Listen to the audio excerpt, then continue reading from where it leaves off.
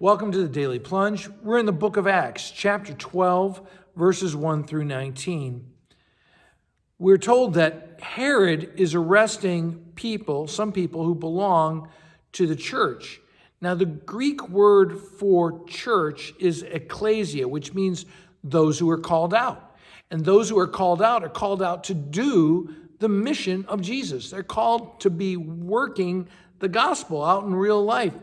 And there isn't this sense that the church is those who are hiding out or those who are sitting on the back bench. There's no sense of backbenchers in the word ecclesia. You're not supposed to be lazy Christians.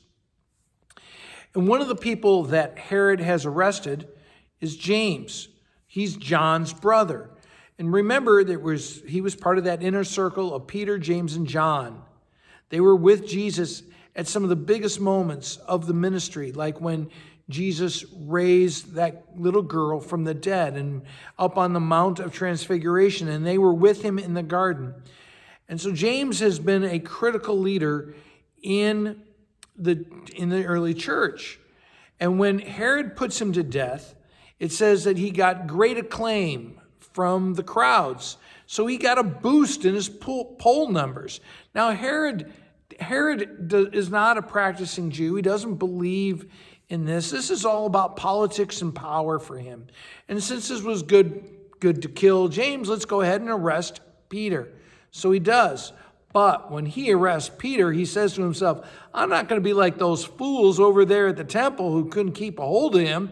You remember, Peter got out of jail before on his own. And so he puts a squad of 16 men around Peter. And he's in the jail. He is chained to two soldiers watching over him.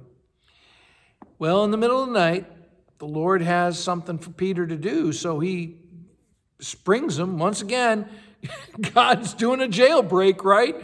For Peter, kicks him in the side, tells him, wake up, put on your cloak, let's go, and leads him out the front gate.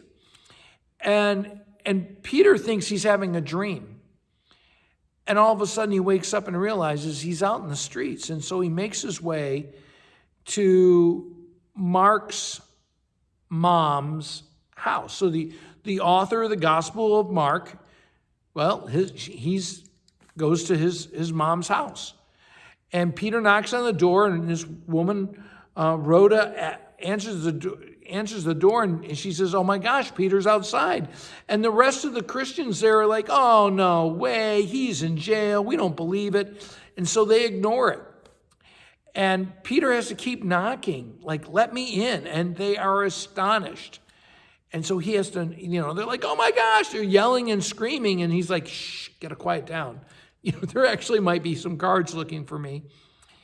And he says, tell James, who is the brother of Jesus, and the other brothers and sisters about this, but then he moves on.